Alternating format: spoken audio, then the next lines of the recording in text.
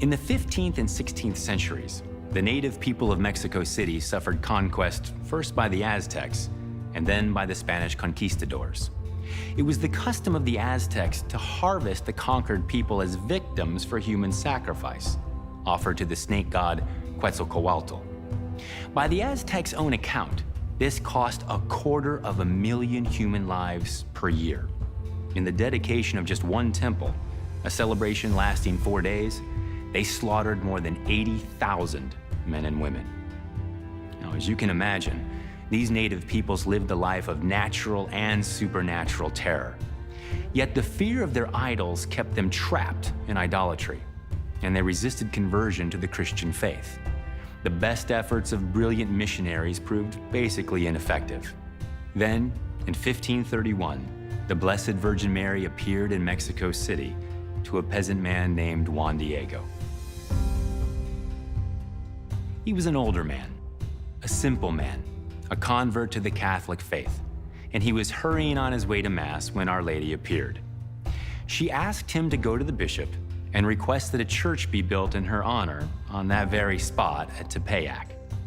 Now, the bishop was skeptical and asked Juan Diego to provide a sign that the vision was authentic.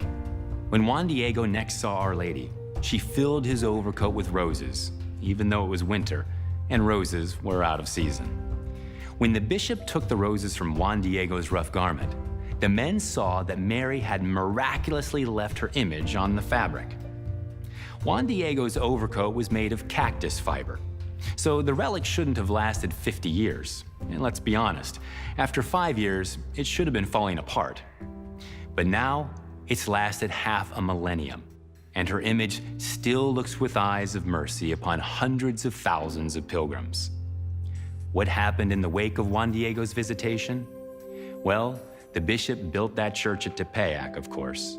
And soon, 9 million Native American people embraced the Christian faith. The entire continent converted to Catholicism. Where the missionaries and the military had failed, a poor man succeeded with the assistance of his Blessed Mother. Mary told Juan Diego, "Am I not here? I who have the honor to be your mother. Are you not in my shadow and under my protection? Are you not in the hollow of my mantle, in the crossing of my arms? Do you need anything more? Do we need anything more?" The church is calling us to undertake a new evangelization, and the task seems daunting. In fact, it seems downright impossible. But are the obstacles today any greater than they were in 1531 for that man on the hillside of Tepeyac? Juan Diego was in his 50s. He was considered an old man, and he'd already outrun his life expectancy. Yet his evangelistic life was just beginning. And look what he was able to accomplish. Look what God was able to accomplish through him. Look what his mother inspired him to do. What, do you suppose, is God's plan for you and me?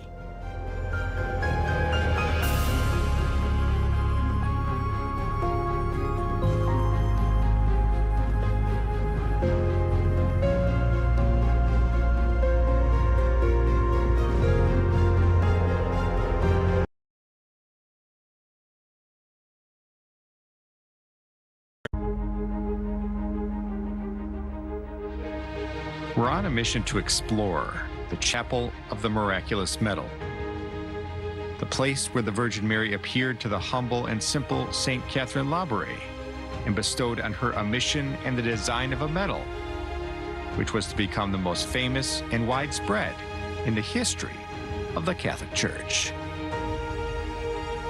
Join me as we explore Paris.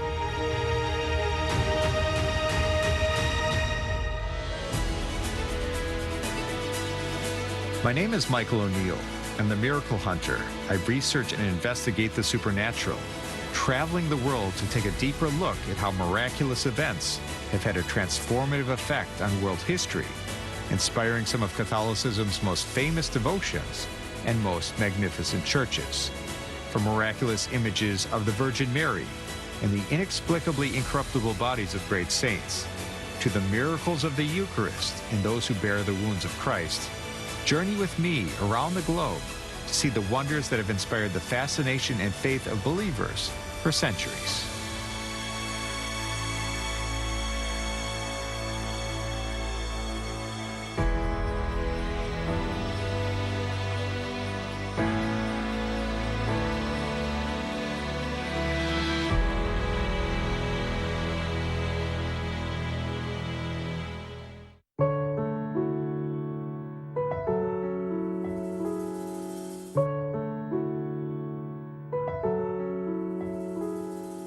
We fly into Paris, La Ville Lumière, the City of Light, to visit France, a country that is known as the eldest daughter of the Church, and home to a plenitude of saints and places of miracles. Paris, one of Europe's oldest and most iconic capitals, exudes on every street that almost inexpressible je ne sais quoi combination of historical, cosmopolitan, elegant, and nonchalant.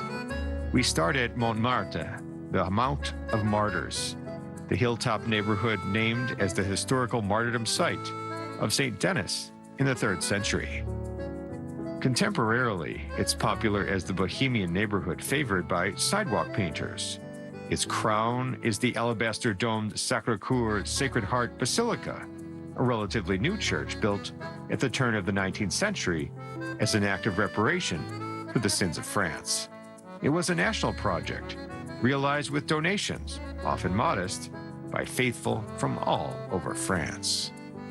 In contrast to the Romantic and Gothic churches all over Paris, this basilica was built in the Romano-Byzantine style, inspired by Eastern churches such as Hagia Sophia in Istanbul. Despite the fact that the church was built as an act of reparation, the brightly colored interior speaks of hope, particularly the mosaic of the risen Christ, Christ in glory, having overcome sin and death. Perpetual adoration has also been observed here since 1895. Now we descend on the geographical and cultural heart of Paris, the Ile de la Cité, on the Seine.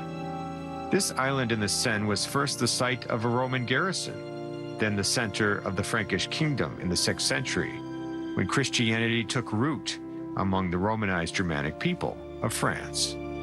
In the Middle Ages, it became the spiritual center of the country, the beating heart, which has long been that Gothic tribute to Mary for which Paris is perhaps best known, the Cathedral of Notre Dame, the whole title in French being Notre Dame de Paris, Our Lady of Paris. Its flying buttresses, elongated arches, detailed carvings, and intricate rose windows make it one of the finest examples of Gothic architecture anywhere in Europe. There is hardly a biblical story or a religious truth not somehow represented in here. Today, it also contains relics of the true cross and the crown of thorns. Next door is Sainte-Chapelle, the medieval stained glass beauty built on the heels of Notre Dame, both in time and space.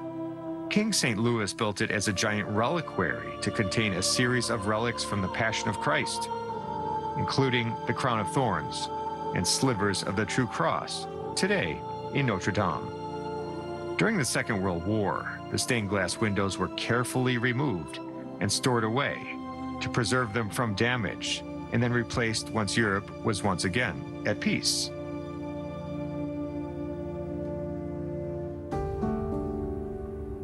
But we have in fact come to Paris for a humbler, more modern shrine of grace. Heading west from Notre Dame, we pass through the medieval neighborhood of Saint-Sulpice to reach the Rue du Bac. It was named Bac Ferry in French in the 16th century because it ended in a mooring with a ferry service to cross the river. At address number 140 is the mother house of the Sisters of Charity. In the 17th century, St. Louis de Marillac founded here with the help of St. Vincent de Paul, the Daughters of Charity, dedicated to caring for the poor. Then, as now, what is essentially a convent is tucked away into the ordinary life of Paris and the day-to-day activities of the sisters. In fact, this shrine is sometimes simply called the Rue du Bac for the street it stands on, but it's best known as the Chapel of the Miraculous Medal, and the place where Mary appeared to a young novice, St. Catherine, and entrusted her with the design of a medal, still so loved today. But during the day, the door is almost always open to the public, and many enter. Some 2 million pilgrims from all around the world visit the shrine each year. Going through the courtyard, the flow of people testifies to the devotion many have had to St. Catherine and to Our Lady of the Miraculous Medal. Here we see a statue of St. Catherine in the 19th century habit of the Sisters of Charity, kneeling and being embraced by St. Louis de Marillac. Going into the chapel, for me, is like experiencing St. Catherine's vision of Mary Immaculate. It was here, in fact, that Catherine had a variety of visions that made her the messenger of the miraculous medal. The white, the light, the arches, the glint of the blue and gold mosaics all reflect the luminous visions of Mary that Catherine was graced with. Where today the faithful of diverse ethnicities pray, some approaching the sanctuary or the body of St. Catherine or the relics of St. Louis de Marillac or St. Vincent de Paul in signs of devotion, you can picture Catherine and her religious sisters sitting in ordered rows of winged veils. Looking up, I admire the centerpiece of the chapel, the crowned statue of Our Lady of the Miraculous Medal above the tabernacle, a larger-than-life representation of what Catherine saw one day at prayer. We can stand before it and sense the closeness, warmth, and power that the image communicates. Above the sanctuary, a fresco depicts St. Catherine's first vision of the Blessed Mother, the tender moment when Catherine met the Mother of Jesus, as she had requested in prayer. Though Catherine did not see them, the angels that complete the fresco must surely have been there. To the right of the altar is the actual chair that St. Catherine saw Mary to have sat in. The statue of Mary flanking the right side of the sanctuary also shows Our Lady as she appeared in one of St. Catherine's visions, embracing the world in a glow of grace. Here in this chapel, I can't help but reflect upon the life and person of St. Catherine, through whom this famous devotion and sacramental was revealed to the world.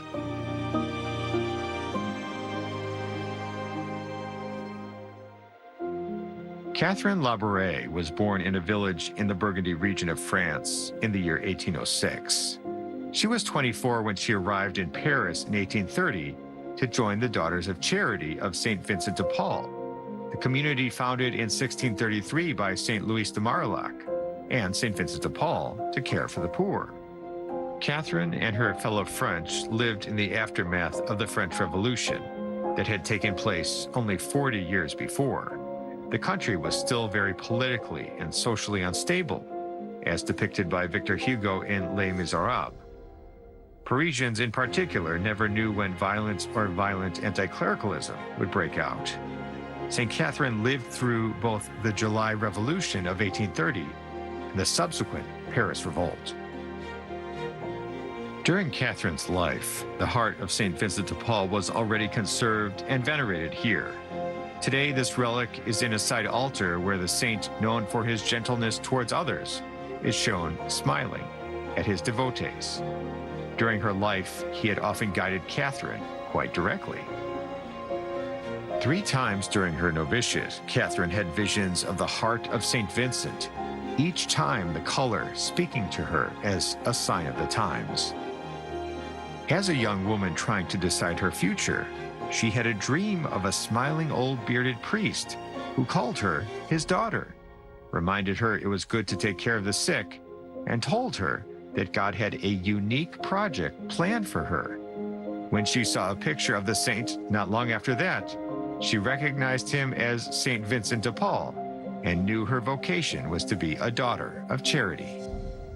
It was summer, July 18th, and at Mass that day, the priest had preached on St. Vincent de Paul's devotion to Mary. Catherine felt moved to pray to him that she might meet the Blessed Mother. Perhaps this was her last thought as she drifted off to sleep at the end of the day.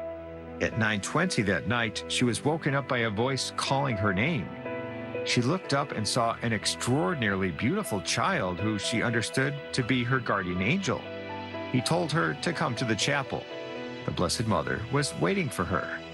Catherine got dressed and followed him as he shone a light through the dark night. In the chapel, all the candles were lit, as if for a solemn midnight mass. The child led her to the Mother Superior's chair, and she knelt. He told her that the Virgin had arrived, and then Catherine heard what sounded like the rustling of a silk dress. She saw a beautiful woman walk in and calmly take her seat on the chair. Instinctively, Catherine rested her hands on the Virgin Mary's knees. Catherine would later recall that this was the happiest moment of her life, a moment of inexpressible joy. As Catherine knelt with her Heavenly Mother, Mary told the novice that God had a special project for her to complete, that she would suffer, but that she would receive all the graces she needed, and St. Vincent would be the protector for this work. Mary also warned Catherine of the impending violence in the city. When the vision ended, the little boy turned to Catherine and told her the Virgin had left. With his light, he guided her back to the room. It was now almost 2 o'clock in the morning, but she couldn't sleep. She kept thinking about what had just happened. In the morning, though, life went on for Catherine as usual, her meeting with the Virgin her own graced secret. If she related at the time the amazing events of that night to anyone, it would have been to her spiritual director, the Vincentian priest, Father Jean-Marie Aladel. But meeting the Virgin Mary for the first time was just the beginning of Catherine's divinely inspired project. Summer turned into fall, and on November 27th, Catherine was praying in the chapel. Mary appeared to her again, this time standing on a globe of the world, and a squirming snake pinned under her feet. Dazzling rays of light emanated from her hands that reached out, palms up towards Catherine. Some rays of light went up, and some went down. Mary explained that the rays represented the grace of God. Those going down were the ones that reached earth, and those that went up were the ones that weren't received simply because people forgot to ask for them. A frame then appeared around the vision with the words along the border, "O Mary, conceived without sin, pray for us, who have recourse to thee." Next, the oval-framed vision turned around and showed a logo-type image of a capital M with a bar running through it, topped with the cross, and under it, the two hearts, the sword-pierced Immaculate Heart of Mary in the thorn-wrapped Sacred Heart of Jesus. Around these symbols was a ring of 12 stars. The Virgin told Catherine to have a medal struck with this image. Those who wore it and recited the prayer would receive great graces, and her spiritual protection, she promised. Mary appeared one last time to Catherine to engrave the image in her memory. Now entrusted with the work of promoting the Miraculous medal, Catherine opened up to one person, her spiritual director, begging to have the medals made. His reaction was cool and tempered, as he wanted to discern the authenticity of her vision before acting. For almost 2 years, he tested and worked with Catherine to authenticate her visions. He then took the proposal to the Bishop of Paris for approval. It was granted, and this task of striking the medals was initially entrusted to Adrien Jean-Maximilien Vachette, one of the official jewelers of Louis XVIII's court, in June of 1832. He initially produced 2,000 medals.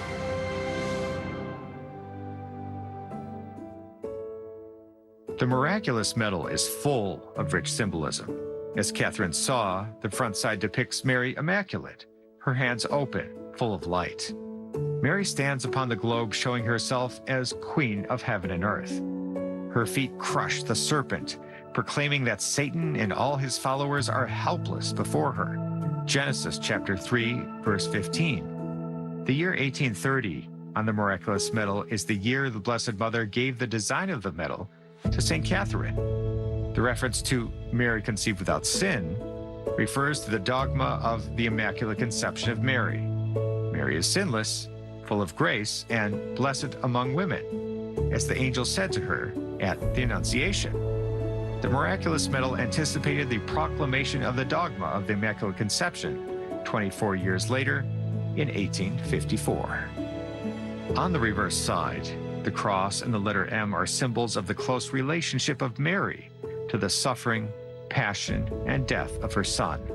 The cross represents Christ and our redemption won by his crucifixion, with the bar under the cross a sign of the earth and the altar. On the altar at Mass, the sacrifice of Calvary continues to be present in the world today. The M signifies both Mary and Mother. The interweaving the M and the cross shows Mary's close involvement with both Jesus and our world. Mary has a part in our salvation, as she is our mother of the Church. At the bottom, the two hearts together represent the love of Jesus and Mary for us. The 12 stars signify the 12 tribes of Israel and the 12 apostles, a representation of the entire Church as it surrounds Mary. They remind us, too, of the vision of St. John recorded in the book of Revelation, in chapter 12, verse 1, in which a great sign appeared in heaven, a woman clothed with the sun and the moon under her feet, and on her head a crown of 12 stars. At first, the medal was called the Medal of the Immaculate Conception, and the Daughters of Charity were its first devotees, without a single sister, from the Mother Superior to Catherine's fellow novices, having any idea who was the sister who had seen the vision of the medal. The sisters also gave them to the elderly and sick, all the people they met in their apostolate. In 1832, cholera was ripping through Paris at epidemic levels, with some 20,000 people dying. Almost immediately, the efficacy of the medal was evident, as patients of the terribly fatal disease credited their recovery to the devotion. It quickly became known simply as the Miraculous medal, and a clamor arose of people requesting it. The devotion spread beyond France into the highest offices of the Church, as Pope Gregory XVI put one at the foot of the crucifix on his desk. In 1842, the conversion of Alphonse Ratisbonne gave the devotion to the Miraculous medal even more attention. The young French Jewish atheist attributed his sudden conversion to Catholicism to the Miraculous medal in his own vision of Mary as she appeared on the medal. He entered the Jesuits and later founded a religious community to work specifically amongst the Jewish people. Years after his conversion, while Catherine Labouré was still living, he went to Paris and the Rue de Bac to visit the site of the devotion. When he asked to meet the sister who had received the revelation, he was told no one knew who she was. Indeed, this was true. Catherine Labouré had told only her spiritual director about her locutions, and he maintained the anonymity of her identity. Even as the devotion grew in popularity, Catherine lived her entire life just as another member of her religious community. After completing her novitiate, she had been sent to a convent in the distant part of Paris where she cared for elderly men. It was only on her deathbed that she revealed to her superior that she was the sister who had been entrusted with the image of the Miraculous medal. Catherine Labouré died in the year 1876 at the age of 70. It was only as her death imminently approached that her sisters learned that she was the sister of the visions of the Miraculous medal. Her body was exhumed 57 years later and found to be in impeccable condition. She was canonized in 1947 and is the patron saint of the elderly. Today we can see the incorrupt body of St. Catherine Labouré, as it is appropriately kept close to the sanctuary and near the remains in wax of St. Louis de Marillac, and opposite those of her collaborator, St. Vincent de Paul.